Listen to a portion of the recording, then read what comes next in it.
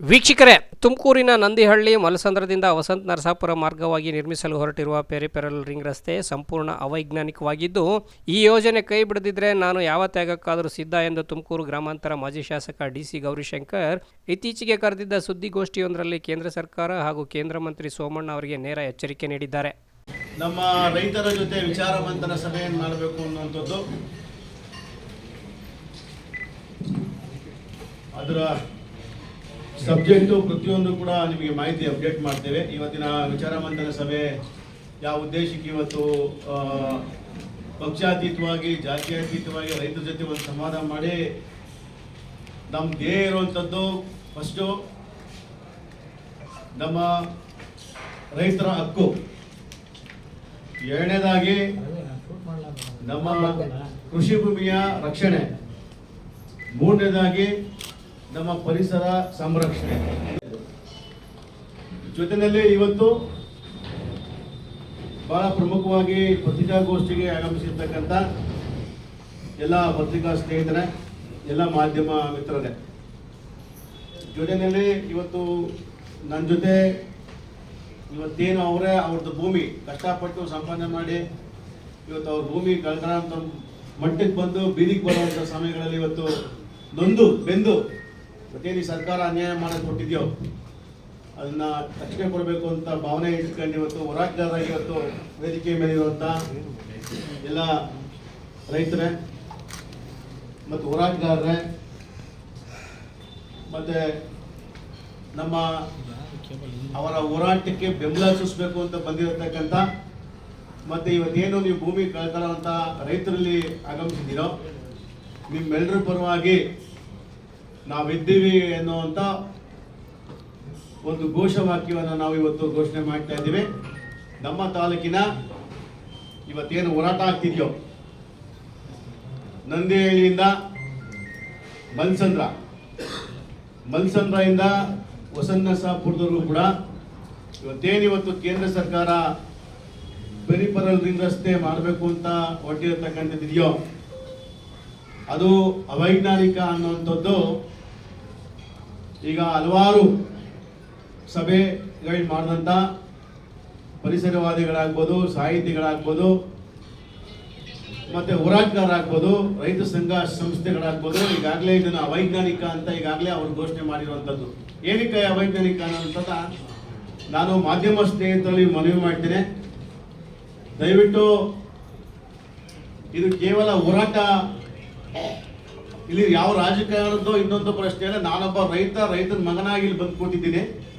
ನಾನು ಇವತ್ತು ಈಗಾಗಲೇ ರಾಜಕೀಯವಾಗಿ ಎಲ್ಲ ಅಧಿಕಾರ ಅನುಭವಿಸ್ಬಿಟ್ಟಿದ್ದೀನಿ. ನಮ್ಮ ಕುಟುಂಬ ಮಂತ್ರಿಗಳಾಗೂ ನೋಡಿದ್ದೇವೆ.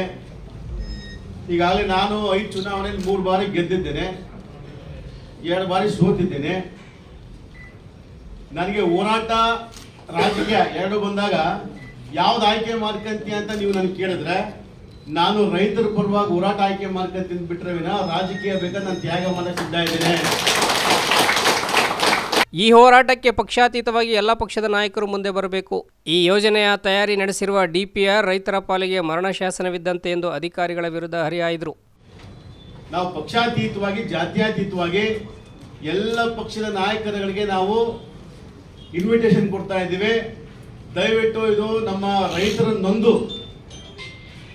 ಇವತ್ತೇನು ನಂದಿಹಳ್ಳಿಯಿಂದ ಮಲ್ಸಂದ್ರಕ್ಕೆ ಮೊದಲನೇ ಡಿಪಿಆರ್ ಅಂತ ಏನು ಸರ್ಕಾರ ರಚನೆ ಮಾಡಿದೆಯೋ ಅದು ಫಸ್ಟ್ ಆಫ್ ಆಲ್ ಇದು ಡಿಪಿಆರ್ ಅನ್ನುವಂಥದ್ದು ಮರಣ ಶಾಸನ, ರೈತರ ಮರಣ ಶಾಸನ. ಇದು ಬಿಟ್ಟರೆ ವಿನಃ ಡಿಪಿಆರ್ ಅಲ್ಲ. ಯಾಕಂದ್ರೆ ಈ ಡಿಪಿಆರ್ ಅಂದ್ರೆ ಪಾಪ ಅಧಿಕಾರಿಗಳು ಏನ್ ಬೇಕಾದ್ರೂ ಮಾಡೋದು ನಡೀತದೆ ಅನ್ನುವಂಥದ್ದು ಕಾಲ ಹೊರಟೋಯ್ತು. ನಾನಿವತ್ತು ಕೇಂದ್ರ ಸರ್ಕಾರಕ್ಕೆ ಮತ್ತೆ ವಿಶೇಷವಾಗಿ ನಮ್ಮ ರೈಲ್ವೆ ಖಾತೆ ಸಚಿವರಾದಂಥ ಸೋಮಣ್ಣ ಅವರಿಗೆ ನಾನು ಮೊದಲನಾಗಿ ಅವ್ರಿಗೆ ಮನವಿ ಮಾಡ್ತೇನೆ. ದಯವಿಟ್ಟು ನೀವು ಈ ಯೋಜನೆಯನ್ನ ಬಿಟ್ಟು ನಮ್ಮ ರೈತರ ಪರವಾಗಿ ಅವರ ಕಷ್ಟದಲ್ಲಿ ನೀವು ಭಾಗಿಯಾಗಬೇಕು. ಸೋಮಣ್ಣ ಅಂದ್ರೆ ಅಭಿವೃದ್ಧಿ ಅಂದ್ರೆ ಸೋಮಣ್ಣ ಅಂತೇಳಿ ನಾವು ಗೋವಿಂದರಾಜನಗರದಲ್ಲಿ ಬೆಂಗಳೂರು ಕೇಳಿದ್ದೇವೆ.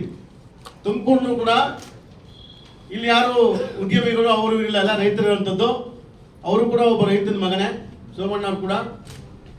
ಹಾಗಾಗಿ ನಾನು ಪ್ರಪ್ರಥಮವಾಗಿ ನಮ್ಮ ಕೇಂದ್ರ ಸಚಿವರಾದಂಥ ರೈಲ್ವೆ ಸಚಿವರಾದಂಥ ಸನ್ಮಾನ್ಯ ಸೋಮಣ್ಣ ಅವ್ರಿಗೆ ಇವತ್ತೇನು DPR ಫೇಕ್ ಮಾಡಿ ತಾವು ಇದಕ್ಕೆ ಬೆಂಬಲ ಕೊಡಬೇಕು, ರಸ್ತೆ ಮಾಡಬೇಕು ಅಂತ ತಾವು ಹೊರಟಿದ್ದೀರೋ, ಇನ್ನು ಕೈ ಬಿಡುವಂತ ಕೆಲಸವನ್ನ ತಾವು ಇವತ್ತೇ ಮಾಡಬೇಕು ಅನ್ನುವಂಥದ್ದು ನಮ್ಮ ಒಕ್ಕೂಲಿನಿಂದ ಇವತ್ತು ನಾವೆಲ್ಲರೂ ಒತ್ತಾಯ ಮಾಡ್ತಾ ಇದ್ದೀವಿ ಸೋಮಣ್ಣ ಅವ್ರಿಗೆ. ಮುಂದುವರೆದು ಮಾತನಾಡಿದ ಮಾಜಿ ಶಾಸಕರು ರೈತರ ಮೇಲೆ ದಬ್ಬಾಳಿಕೆ ಮಾಡಿ ಕೃಷಿ ಭೂಮಿಯನ್ನು ವಶಪಡಿಸಿಕೊಳ್ಳಲು ಮುಂದಾಗಿದ್ದು, ಯೋಜನೆಯ DPR ನೀಡಲು ರೈತರನ್ನ ಅಧಿಕಾರಿಗಳು ವರ್ಷಗಳ ಕಾಲ ಅಲೆದಾಟ ನಡೆಸಿದ್ದಾರೆಂದು ತಮ್ಮ ಅಸಮಾಧಾನ ಹೊರಹಾಕಿದ್ದಾರೆ. ಏನು ನಮ್ಮ ಈಗಾಗಲೇ ಹಲವಾರು ಬಾರಿ ನಮ್ಮ ರೈತ ಸ್ನೇಹಿತರುಗಳು, ರೈತರು ಮತ್ತೆ ಅನೇಕ ಹೋರಾಟಗಾರರು, ಸಂಘ ಸಂಸ್ಥೆಗಳು ಈಗಾಗಲೇ ಸರ್ಕಾರಕ್ಕೆ ಮನವಿ ಕೊಟ್ಟರು ಕೂಡ ಇಲ್ಲಿ ಯಾವ ತರ ದಬ್ಬಾಳಿಕೆ ಇದೆ ಅಂತಂದ್ರೆ, ಈಗ ಕಾಮನ್ ಆಗಿ ಒಂದು ಎಕರೆನ ಅಕ್ವೈರ್ ಮಾಡ್ಕೋಬೇಕು ಅಂದ್ರೆ ಇಲ್ಲ KDB ಆಗ್ಬೋದು, ಹೌಸಿಂಗ್ ಬೋರ್ಡ್ ಆಗ್ಬೋದು, ಅಥವಾ ರಸ್ತೆಗೆ ಆಗ್ಬೋದು, ಯಾವುದೇ ಒಂದು ಸಂಘ ಸಂಸ್ಥೆ ಮೂಲಕ ಅಕ್ವೈರ್ ಮಾಡ್ಕೊಬೇಕಂದ್ರೆ ಅದೇ ರೀತಿ ಕಾನೂನು ಇದೆ. ಆ ಕಾನೂನು ಪ್ರಕಾರ ಅವರೆಲ್ಲ ಒಂದು ಕಡೆ ಅಕ್ವೈರ್ ಮಾಡ್ಕೋಬೇಕಾಯ್ತದೆ, ಓಕೆ. ಆದ್ರೆ ದಬ್ಬಾಳಿಕೆ ಮಾಡುವಂತ ಯಾರು ಹೇಳ್ತಿಲ್ವಲ್ಲ, ಹೋಗ್ಲಿ ಈ ಭೂಮಿ ನಾವು ಇದನ್ನ ಕೊಡ್ತಿರೋ ಕೊಡಲ್ವಾ ಅನ್ನೋದೊಂದು ಪರ್ಮಿಷನ್ ತಗೋಬೇಕು. ಅಕಸ್ಮಾತ್ ಕೊಡ್ತೀವಿ ಅಂತಂದ್ರೆ ವನಭೂಮಿನ ಅಥವಾ ಕೃಷಿ ಚಟುವಟಿಕೆ ಒಳಪಟ್ಟಂತ ಭೂಮಿನ, ಗಿಡ ಅವ, ಮರ ಅವ, ಸೊಸಿ ಅವ, ದೇವಸ್ಥಾನ ಅವ, ಕೆರೆ ಅವ, ಕಟ್ಟೆ ಅವ, ಅವೆಲ್ಲ ಕೇಳ್ಬೇಕಲ್ವಾ? ಏನು ಇಲ್ಲ, ಸೀದಾ ನೇರವಾಗಿ ಏಕಾಕಿ ಹೋಗಿದ್ದು ಅವರೇ DPR ಎಲ್ಲ ಕೂತ್ಕೊಂಡು ಯಾವುದೋ ಒಂದು 5 ಸ್ಟಾರ್ ಹೋಟೆಲ್ ಕೂತ್ಕೊಂಡು DPR ರಚನೆ ಮಾಡಿ ಕಳ್ಸಿಕೊಟ್ಬಿಟ್ರು. ಈ DPR ಕಾಪಿ ತಗೊಳಕ್ಕೆ ರೈತರು ಸುಮಾರು 1 ವರ್ಷ ಹೋರಾಡೋರು. ಕೇವಲ DPR ಕಾಪಿ ರೈತರು ಕೊಡಕ್ಕೆ ಲೆಕ್ಕ ಹಾಕ್ಬೇಕು. ದಬ್ಬಾಳಿಕೆ ಅಲ್ವಾ ಇದು?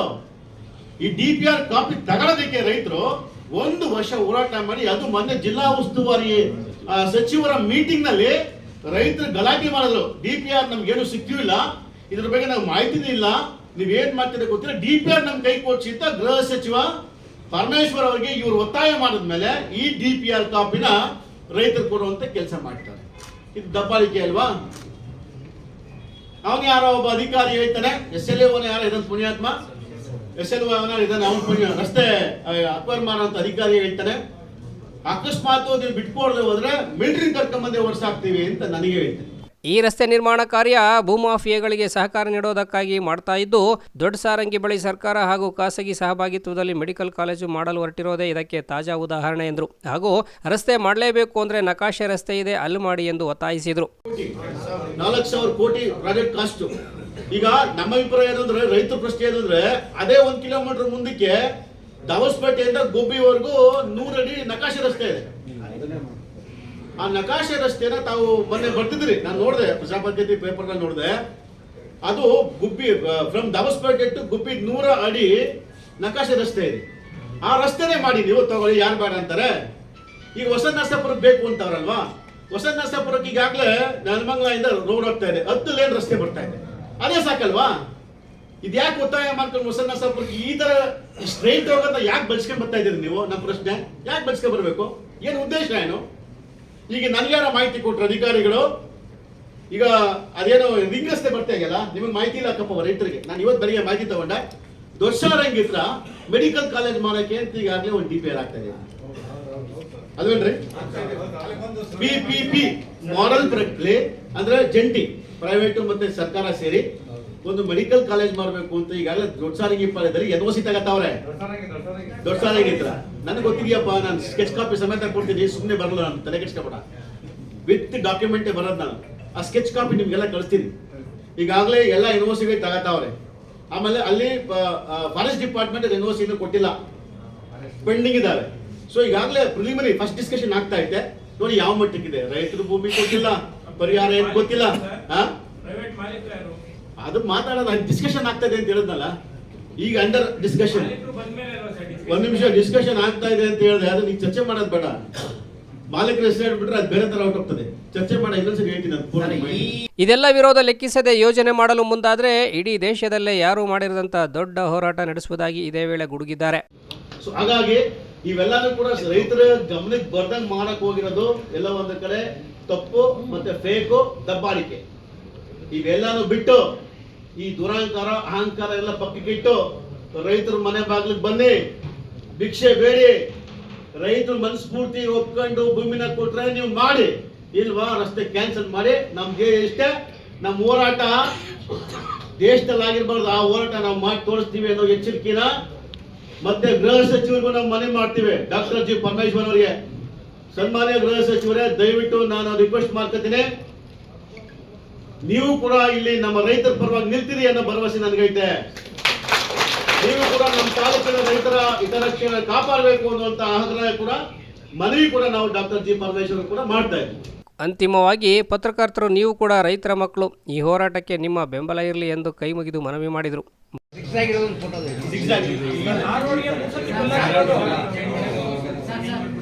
ಇದು ಅವರು DPR ಅಲ್ಲಿ ಕರೆಕ್ಟ್ ಆಗಿ ಮಾಡ್ತಾರೆ.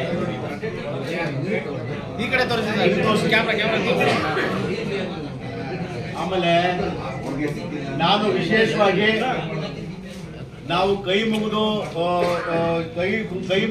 ಮಾಧ್ಯಮ ಸ್ನೇಹಿತರಲ್ಲಿ ಮನವಿ ಮಾಡೋದಿಷ್ಟೇ, ದಯವಿಟ್ಟು ನೀವೆಲ್ಲರೂ ನಮ್ಮ ತಾಲೂಕಿನ ರೈತರ ಪರವಾಗಿ ನ್ಯಾಯ ಕೊಡಿಸೋದಕ್ಕೆ ನೀವೆಲ್ಲರೂ ಅವ್ರಿಗೆ ಸಹಕಾರ ಕೊಡಬೇಕು ಅಂತ ಹೇಳಿ ನನ್ನ ತಾಲೂಕಿನ ಪರವಾಗಿ ಮಾಧ್ಯಮ ಸ್ನೇಹಿತರಿಗೆ ನನ್ನ ಮನವಿ ಇದು. ದಯವಿಟ್ಟು